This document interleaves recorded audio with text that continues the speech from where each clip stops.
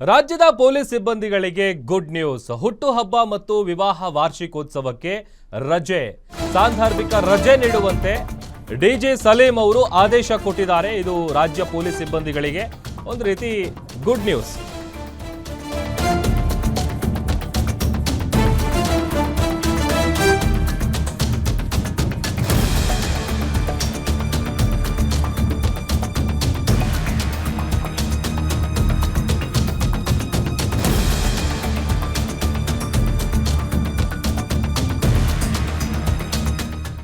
ಹುಟ್ಟುಹಬ್ಬ ಮತ್ತು ವಿವಾಹ ವಾರ್ಷಿಕೋತ್ಸವಕ್ಕೆ ರಜೆಯನ್ನ ನೀಡುವಂತ ವಿಚಾರಕ್ಕೆ ಸಂಬಂಧಪಟ್ಟಂತೆ ಡಿಜಿ ಸಲೀಂ ಅವರು ಆದೇಶ ಹೊರಡಿಸಿದ್ದಾರೆ.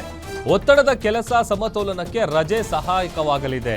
ಹೀಗಾಗಿ ಸಾಂದರ್ಭಿಕ ರಜೆ ನೀಡುವಂತೆ ಡಿಜಿ ಸಲೀಂ ಅವರು ಆದೇಶ ಕೊಟ್ಟಿದ್ದಾರೆ.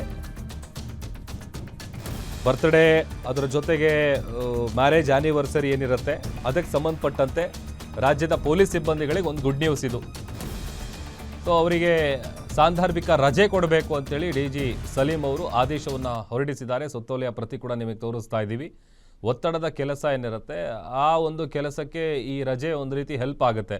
ಹಾಗಾಗಿ ಸಾಂದರ್ಭಿಕ ರಜೆಯನ್ನು ಕೊಡಬೇಕು ಅಂತೇಳಿ ಡಿಜಿ ಸಲೀಂ ಅವರು ಆದೇಶವನ್ನು ಹೊರಡಿಸಿದ್ದಾರೆ. ಸಹಜವಾಗಿ ಪೊಲೀಸ್ ಇಲಾಖೆಯಲ್ಲಿ ಕೆಲಸ ಮಾಡುವಂತಹ ಪೊಲೀಸ್ ಸಿಬ್ಬಂದಿಗಳಿಗೆ ಒಂದು ರೀತಿಯಾದಂಥ ಖುಷಿ ವಿಚಾರ ಇದು, ಗುಡ್ ನ್ಯೂಸ್ ಅಂತಲೇ ಹೇಳ್ಬೋದು.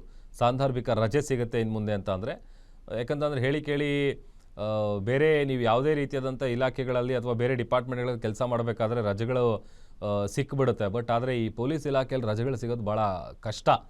ಪೊಲೀಸ್ ಆಗಿರ್ಬೋದು ಅಥವಾ ಆರ್ಮಿ ಆಗಿರ್ಬೋದು, ಈ ಥರ ಒಂದಷ್ಟು ಇಲಾಖೆಗಳಲ್ಲಿ ರಜಾ ಅನ್ನುವಂಥದ್ದು ನೀವು ಕೇಳೋ ಹಾಗಿಲ್ಲ. ಬಟ್ ಎಲ್ಲೋ ಒಂದು ಕಡೆ ರಾಜ್ಯದ ಪೊಲೀಸ್ ಸಿಬ್ಬಂದಿಗಳಿಗೆ ಈ ಒಂದು ಆದೇಶ ನಿಜಕ್ಕೂ ಗುಡ್ ನ್ಯೂಸ್ ಅಂತಲೇ ಹೇಳ್ಬೋದು.